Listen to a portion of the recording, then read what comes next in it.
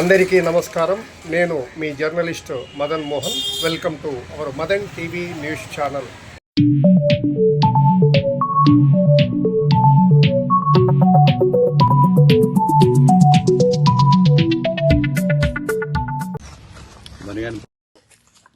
ఎన్నికల ముందు ఏదైతే పేద ప్రజలందరికీ అర్హులైన ప్రతి ఒక్కరికి కూడా ఇళ్ల పట్టాలు ఇస్తామనేటువంటి ఆ రోజు ప్రామిస్ చేయడం జరిగింది, వాగ్దానం చేయడం జరిగింది. గౌరవ ముఖ్యమంత్రి గారు కూడా ఆ మీటింగ్లో కూడా చెప్పడం, ఇక్కడికి వచ్చినప్పుడు మీటింగ్లో కూడా చెప్పడం జరిగింది.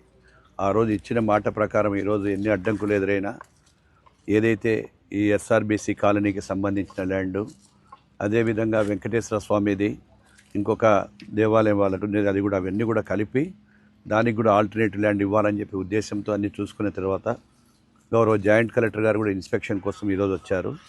ఆ ఇన్స్పెక్షన్ తీసుకొని త్వరలోనే ఈ యొక్క గవర్నమెంట్ ల్యాండ్ ఏదైతే ఎండోమెంట్ ఉందో ఎండోమెంట్ కూడా ఆల్టర్నేటివ్ ల్యాండ్ ఇవ్వాలనేటువంటి కొన్ని కోర్టు ఆదేశాలు ఉన్నాయి కాబట్టి వారికి కూడా సరైన ల్యాండ్స్ 2-3 ఐడెంటిఫై చేయడం జరిగింది.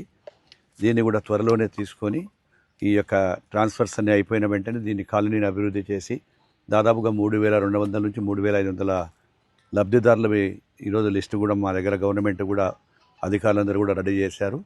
దానితో పాటు ఏదైతే జుర్రేరు వాగులో అక్రమణకు కట్టినటువంటి కార్పెంటర్ కాలనీ కూడా వారికి కూడా మేము స్థలాలు ఎక్కడైనా పక్కన చూపిస్తామని చూపించడం ఉంది. దాన్ని కూడా ఇప్పుడు చూసి ఆ కాలనీ ఏదైతే మేము జుర్రేరు వాగును ట్యాంక్ని స్ట్రెంథెన్ చేస్తూ అదేవిధంగా వాకింగ్ ట్రాక్ ఏర్పాటు చేసేటప్పుడు కూడా అడ్డంకులు వచ్చాయి. చాలామంది కూడా కొంతమంది సహకరిస్తున్నారు, కొంతమంది ఇబ్బందులు పెట్టినా వాళ్ళందరినీ కూడా కన్విన్స్ చేయడం జరిగింది. ఎందుకంటే భవిష్యత్తులో ఎక్కడ కూడా జుర్రేరు వాగులో కానీ సుప్రీంకోర్టు కానీ హైకోర్టు ఆదేశాల ప్రకారము వారు ఇచ్చిన రూల్స్లో కూడా వ్యతిక్రమించి గత ప్రభుత్వంలో ఉండేటువంటి మాజీ శాసనసభ్యుడు ఆ రోజు వాళ్ళకు మోసం చేసి ఇచ్చినటువంటి పట్టాల్లో వాళ్ళు నష్టపోతుంటే వారికి స్థలాలు కూడా మళ్ళీ పక్కన చూడడం జరిగింది.